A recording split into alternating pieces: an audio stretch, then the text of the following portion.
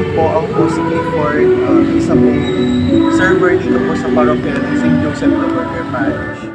Ano po kuya ang tingin mo sa mga taong nagsusuicide?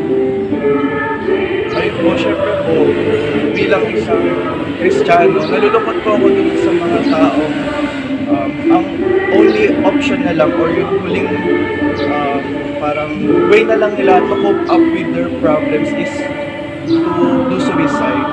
Nalulungkot ako dahil parang gusto ko silang tulungan pero hindi ko alam kung paano ko sila tutulungan. Pero if ever man po na may mga kilala tayo na parang nag-a-attempt na mag-suicide, siguro ipaalala din natin sa kanila na there's hope kahit na sobrang daming problema, kahit patong-patong na, kahit na hindi natin nakikita yung liwanag.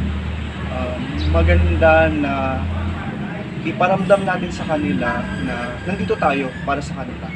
So maganda rin na ipag-pray din natin sila dahil hindi natin alam yung napagdadaanan nila, pero through prayers, we can help them. Thank you.